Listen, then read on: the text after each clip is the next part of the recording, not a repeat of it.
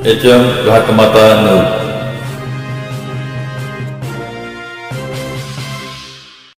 मराठी चित्रपट डिअर लव 24 मे पासून महाराष्ट्रात सर्वत्र प्रदर्शित। ASK फिल्म निर्मित पहिला मराठी चित्रपट डिअर लव येत्या 24 मे पासून महाराष्ट्रात सर्वत्र प्रदर्शित होत आहे।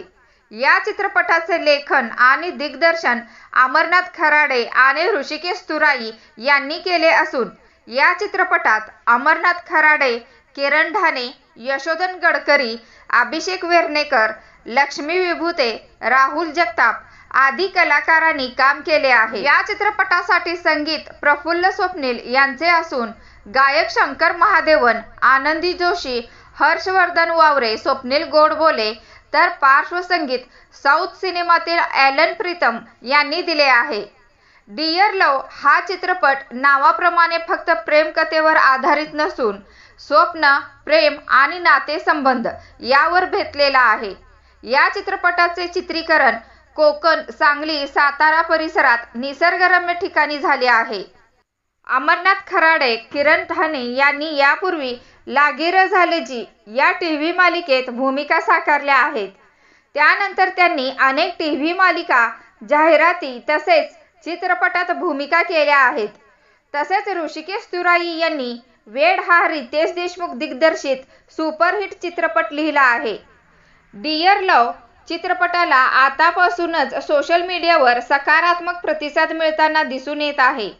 तरी प्रत्येकाने सहकुटुंब, सहपरिवार हा चित्रपट आवर्जून पाहावा। नमस्कार सांगलीकर, मी तुमच्या सांगलीचाच कलाकार अमरनाथ खराडे।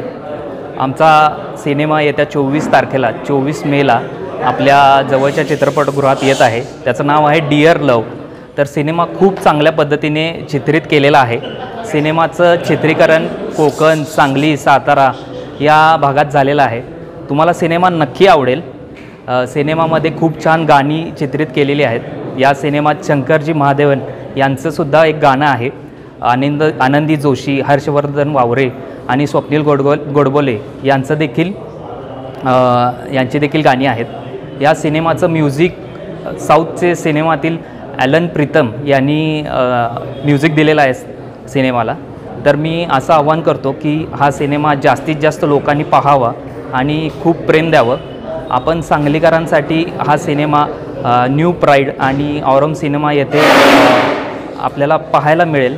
तर मी अशी विनंती करतो की जास्तीत जास्त सांगलीकरांनी हा सिनेमा पाहावा आणि सांगलीकरांना प्रोत्साहन द्यावं। धन्यवाद। नमस्कार, मी अभिनेत्री किरण ढाणे। माझा चित्रपट डिअर लव हा येत्या 24 मेला तुमच्या जवळच्या चित्रपटगृहात प्रदर्शित होतो आहे। तर ही गोष्ट फक्त प्रेमाची नाही आहे, तर प्रेमासोबतच स्वप्नांची सुद्धा आहे। मी तुम्हा सर्वांना हेच आवाहन करेन की तुम्ही चित्रपटगृहात जाऊन हा सिनेमा पाहावा। कारण कसं होतं की साऊथचे लोक आहेत जे लोक त्यांचा सिनेमा डोक्यावर उचलून धरतात, पण मराठी चित्रपट सृष्टीत हाच तोटा आहे आपला की हिंदी चित्रपटसृष्टीसुद्धा मुंबईतच आहे आणि मराठीसुद्धा। ही खूप टफ कॉम्पिटिशन आहे, पण मला असं वाटतं की आपला मराठी माणूसच आपला मराठी सिनेमा पुढे नेऊ शकतो। जसं तुम्ही इतर चित्रपटांना प्रेम देता तसंच प्रत्येक मराठी सिनेमाला द्यावं अशीच मी तुमच्याकडून अपेक्षा करते। थँक्यू।